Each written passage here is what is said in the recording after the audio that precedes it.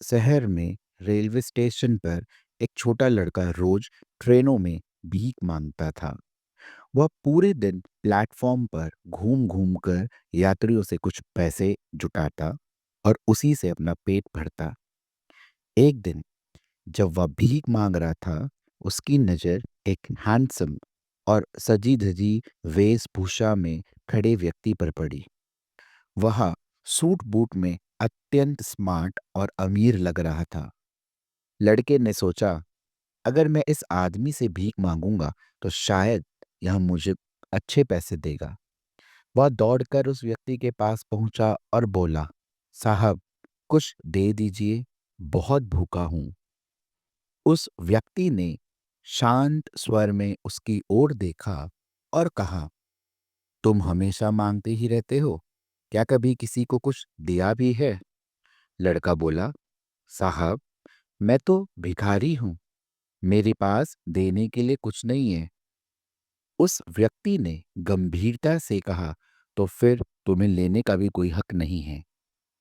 वह व्यक्ति एक प्रसिद्ध मोटिवेशनल स्पीकर था, जिसने अनगिनत लोगों की जिंदगी बदल दी थी। और शायद अब एक भिखारी की बारी थी। उसने आगे कहा, मेरी जिंदगी का एक सिद्धांत है, देकर पाओ, गिव एंड टेक।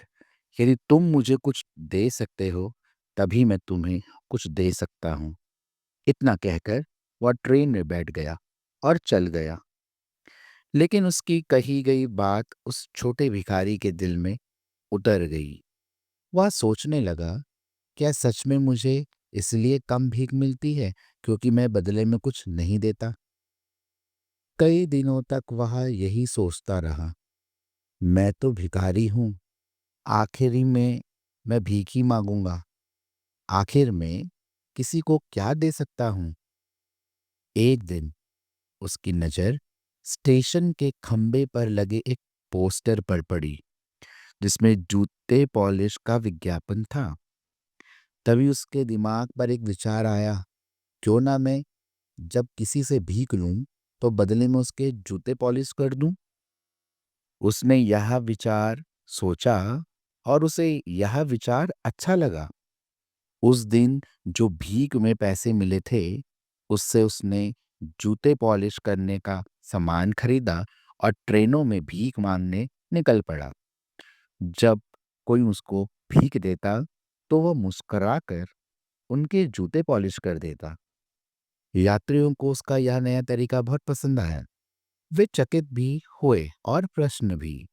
कुछ ही दिनों में उसे पहले से अधिक भीख मिलने लगी।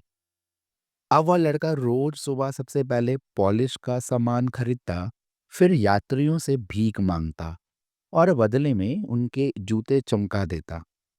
जब तक पॉलिश रहती, लोग उसे पैसे देते थे। लेकिन जब वो खत्म हो जाती, तो भीख मिलना भी बंद हो जाता। फिर एक दिन वही हैंडसम व्यक्ति फिर से स्टेशन पर आया। लड़के ने उसे पहचान लिया और तुरंत उसके पास गया और बोला, साहब, आज मैं सिर्फ भीख मांगने नहीं आया हूं, आज मेरे पास आपको देने के लिए कुछ है। आप मुझे कुछ दीजिए, बदले में मैं भी आपके जूते पॉलिश कर दूंगा। उस व्यक्ति ने मुस्कुराकर उसकी ओर देखा और कहा, वाह, आज तुम भी एक व्यापारी बन गए हो। यह सुनकर लड़के की आंखों में चमक आ गई। उसने सोचा, मैं अब भिखारी नहीं रहा, मैं तो एक व्यापारी बन चुका हूं। अगले दिन से वह लड़का उस स्टेशन पर नहीं दिखा। लोगों ने सोचा, शायद वह कहीं चला गया।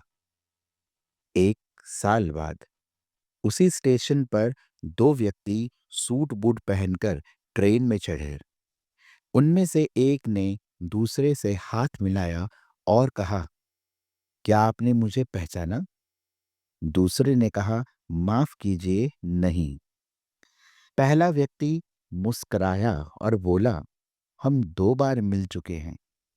मैं वही लड़का हूं जो कभी भिखारी था। आपने मुझे दो बार रास्ता दिखाया। पहली बार आपने मुझे देने और पाने का नियम बताया, और दूसरी बार यह समझाया कि मैं व्यापारी बन चुका हूं।